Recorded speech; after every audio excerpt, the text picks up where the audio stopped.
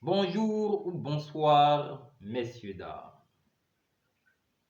De quoi allons-nous parler aujourd'hui? Nous sommes dans le mois de décembre. Nous allons bientôt fêter la venue du Fils de Dieu sur terre. Pour nous permettre de réussir cette fête, l'Église a pris des dispositions appelées les indulgences.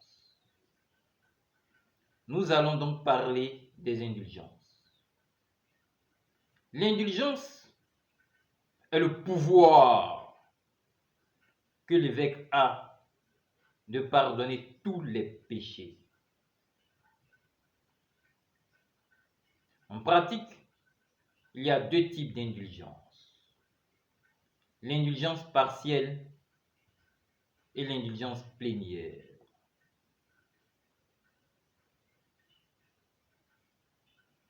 L'indulgence partielle, l'indulgence est le pouvoir que l'évêque accorde généralement aux prêtres des paroisses pour pardonner un grand nombre de péchés. Les prêtres des paroisses ne peuvent donc pas pardonner tous les péchés.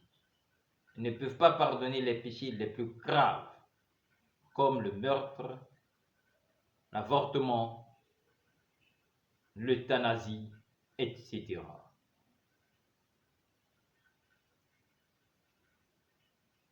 L'évêque conserve le pouvoir de pardonner ces péchés en toutes circonstances. Cependant, à chaque 25 ans, l'évêque désigne certains prêtres à qui il donne le pouvoir de pardonner tous les péchés, y compris les péchés les plus graves. Il s'agit là d'indulgence plénière. Pour bénéficier de l'indulgence plénière, il y a des conditions à remplir. Se rendre dans la paroisse désignée par l'évêque pour les indulgences plénières, rencontrer le prêtre désigné par l'évêque pour les indulgences plénières, se confesser, obtenir l'absolution, passer par la porte sainte, assister à une messe de requiem, accomplir un acte de charité corporelle, réciter une prière recommandée par la circonstance. Pour de plus amples informations, veuillez consulter les prêtres de la paroisse la plus proche de vous.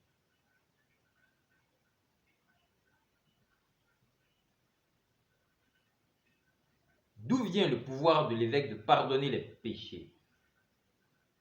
Le pouvoir de l'évêque de pardonner les péchés vient de Jésus-Christ. Et ce pouvoir lui a été transmis par les apôtres. En Jean 20, verset 23, Jésus a dit aux apôtres, « Recevez l'Esprit Saint. Tous ceux à qui vous remettrez les péchés, leurs péchés leur seront remis. Tous ceux à qui vous maintiendrez les péchés, leurs péchés leur seront maintenus. » C'est donc à partir de là que les apôtres et les évêques ont reçu le pouvoir de pardonner les péchés. J'ai fini avec les indulgences. Je profite pour parler de la fête de Noël.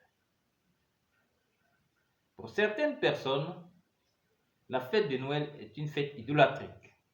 Pour d'autres, Noël, le jour de Noël, n'est pas le jour de naissance de Jésus-Christ. Ce qui est fait concernant Noël est contraire à la volonté de Dieu selon eux. Quand on prend la Bible, qu'en est-il? En Luc 2, verset 11, on voit que la première fête de la naissance de Jésus-Christ a été faite par les anges. Ils ont rendu gloire à Dieu, ils ont chanté gloire à Dieu au plus haut des cieux et paix sur terre aux hommes qu'il aime. Cela se voit en Luc 2, verset 11. Concernant le jour de naissance de Jésus-Christ. Lorsque nous lisons les passages bibliques, on se rend compte qu'il y a de grandes chances que Jésus-Christ soit effectivement né le 25 décembre. En Luc 1, verset 26, il est écrit: le 6e mois, l'ange Gabriel fut envoyé à une jeune fille de Nazareth du nom de Marie. Ce n'est pas le 6e mois du calendrier grégorien, mais le 6e mois après la visite de l'ange Gabriel au prêtre Zacharie. Cela se voit en Luc 1, versets 5 à 25. Il a rendu visite à Zacharie, lui a annoncé qu'il obtiendrait un fils du nom de Jean-Baptiste. Élisabeth est tombée enceinte, 5 mois sont passés, et le 6e mois, l'ange Gabriel a rendu visite à Marie. Donc c'est 6 mois après sa visite auprès de Zacharie que l'ange Gabriel a rendu visite à Marie. Il nous faut donc nous poser la question de savoir quel jour a-t-il rendu visite au prêtre Zacharie? Selon les prescriptions de l'Ancien Testament, précisément selon Nombre 29, verset 7, c'est le 10e jour du 7e mois.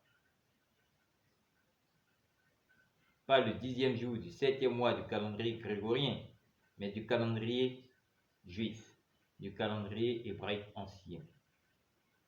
Ce calendrier commençait par le mois d'Abib. Cela se voit en Exode 12, verset 1. Le mois d'Abib, au niveau du calendrier grégorien, va du 15 mars au 15 avril. Et donc le 7e mois va du 15 septembre au 15 octobre. Et le 10e jour du 7e mois correspond donc au 25 septembre. 6 mois plus tard, cela nous amène au 25 mars, jour de la nativité de la Vierge Marie. Lorsqu'on ajoute 9 mois de grossesse, cela nous donne le 25 décembre. Il y a donc de fortes chances, selon la Bible, que Jésus-Christ soit effectivement né le 25 décembre.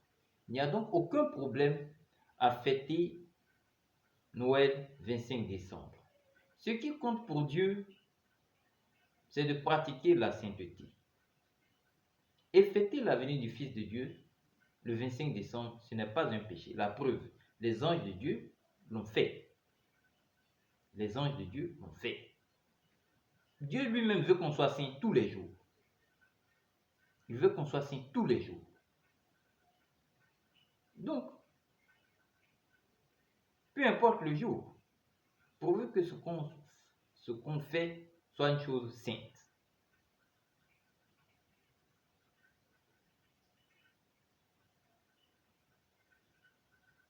Le 25 décembre, qui était fêté, qui servait à fêter la fête du Dieu Soleil, n'est pas un jour de péché. C'est Dieu qui a créé tous les jours. Ce n'est pas un jour de péché. Ce n'est pas un jour d'idolâtrie. Jésus-Christ étant la vraie lumière, c'est à lui qu'il convenait d'adresser des cultes d'adoration. Il n'y a donc rien de mal à vouloir mener des peuples qui adoraient le soleil à vouloir adorer Jésus-Christ lui-même. Cela correspond bien au passage biblique, Matthieu 28, verset 19, « Allez de toutes les nations, faites des disciples, et basant le nom du Père, du Fils et du Saint-Esprit. » En emmenant ces peuples à fêter Noël le 25 décembre, on les amène à être disciples de Jésus-Christ. Il n'y a donc aucun problème. Vous pouvez fêter Noël 25 décembre, en toute bonne conscience. N'oubliez pas de profiter du mois des indulgences. En Côte d'Ivoire, précisément dans le diocèse d'Abidjan, la période des indulgences prend fin le 28 décembre. Mon message d'aujourd'hui est terminé. Bonne journée ou bonne soirée.